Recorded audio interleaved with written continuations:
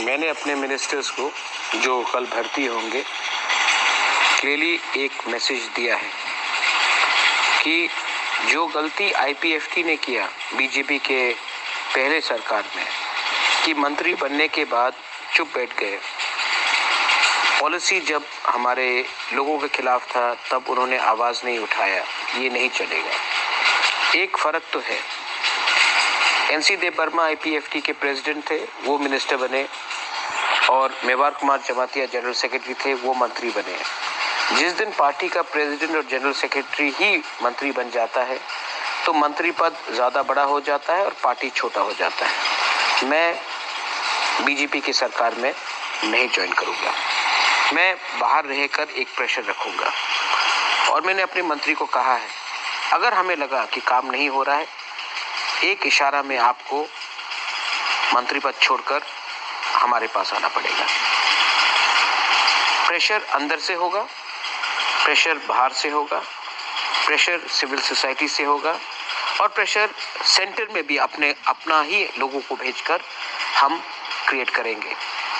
Party important नहीं है, symbol important नहीं, इम्पोर्टेंट है कि हम किस तरीके से अंदर घुस के प्रेशर रखें कि हमें अपना ज़मीन का, पॉलिटिकल राइट्स का, फंडिंग का, लैंग्वेज का, स्क्रिप्ट का, कल्चर का, ऐतिहासिक का करेक्शन मिले।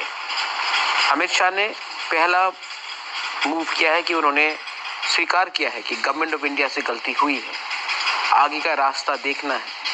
लेकिन हमें हर तरीके से, हर तरफ से, अंदर से, बाहर से, सब जगह से प्रेशर रखना है। कैबिनेट के अंदर हमें प्रेशर रखना पड़ेगा, ये 2 मंत्री के थ्रू। आज पहली बार है कि 11 मंत्री में 5 तिपरासा होगा।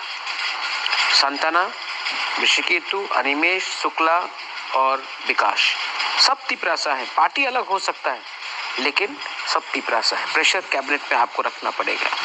पार्टी के बाहर, कैबिनेट के बाहर मैं प्रेशर रखूंगा, और सिविल सोसाइटी से भी आपको प्रेशर रखना है।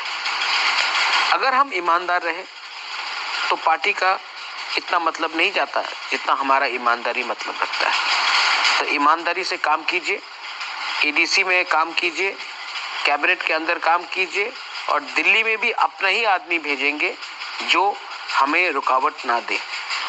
सिंबल इम्पोर्टेंट नहीं है, फिर से जो दिल्ली में हमें हेल्प करे, कैबिनेट के अंदर हमें हेल्प करे, एडीसी में हमें हेल्प करे, और जो हमारे लोगों को हेल्प करे, ये सबसे इम्पोर्टेंट चीज़ है। बहुत लोग उल्टा सीधा बोलेंगे, लेकिन नहीं, समय को देखकर इंडिया में आज पक्का हो गया है कि यही सरकार आएगी।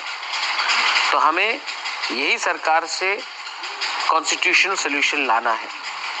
ऑपोजिशन,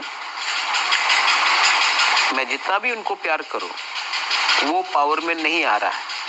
तो हमें देखना है कि कौन पावर में है और कौन ही हमें हमारा न्याय दे सके। इसके लिए दिमाग से सोचकर हमने ये कदम उठाया है, और अगर हमें लगा कि ये कुछ नहीं हो रहा है, सरकार कुछ नहीं कर रही है,